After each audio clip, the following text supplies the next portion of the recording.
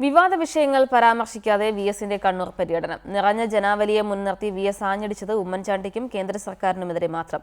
എന്നാൽ കാരായിമാരുടെ സ്ഥാനാർത്ഥിത്വമോ കണ്ണൂരിലെ രാഷ്ട്രീയ അന്തരീക്ഷമോ വി.എസിന് വിഷയമായില്ല. ആലക്കോടായിരുന്നു തുടക്കം. ജനാരവത്തിലേക്ക് വൈകാതെ തന്നെ വി.എസ് എത്തി. വിലക്കയറ്റത്തിൽ കയറിപ്പിടിച്ച വി.എസ് ഉമ്മൻചാണ്ടിക്കും ആന്റണിക്കും കണക്കിന് കൊടുത്തു. ഇപ്പോൾ ഉഴുന്നില്ലാത്ത ഉഴുന്നുവട,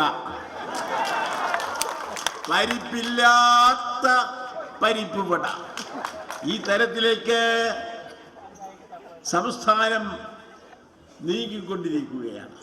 അടുത്തത് തളിപ്പറമ്പിൽ. പൊതുവെ ശാന്തനായിരുന്നു വി.എസ്. സദസ്സിന്റെ നിർത്താതെയുള്ള കയ്യടിക്കൊന്നും വക കൊടുക്കാതെ നേരെ ശ്രീകണ്ഠാപുരത്തേക്ക്. ജനാരവത്തിലൂടെ വേദിയിലെത്തി. ഉമ്മൻചാണ്ടിയും മോദിയും തന്നെയായിരുന്നു പ്രചാരണായുധം. അതിനിടെ കണ്ണൂർ എസ്.പിയുടെ വിവാദ ഉത്തരവിനെതിരെ വി.എസിന്റെ ശബ്ദമുയർന്നു.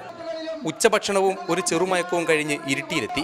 വൻ ജനാവലിയാണ് അവിടെയും കാത്തുനിന്നത്. പിന്നെ കണ്ണൂരിലെ അവസാന വേദിയിലേക്ക്. നിറഞ്ഞു കവിഞ്ഞ വേദിക്കും സദസ്സിനും മുന്നിൽ വി.എസ് ബീഫിൽ തന്നെ കയറിപ്പിടിച്ചു. പശുവിനെ ബന്ധപ്പെടുത്തുവാൻ വേണ്ടി ഒരു തൊഴുത്തിൽ നിന്ന് മറ്റൊരു തൊഴുത്തിലേക്ക് കൊണ്ടുപോകുന്നത് എങ്ങനെ?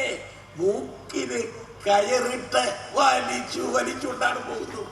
നമ്മൾ ആരെങ്കിലും നമ്മുടെ പെറ്റ തള്ളയെ ഇങ്ങനെ മൂക്കിന് കയറിട്ട് വലിക്കുമ്പോ യുക്തിഹീനമായ എന്തെല്ലാം ഭ്രാന്താണ് ഈ ബി.ജെ.പിക്കാർ പറയുന്നത്.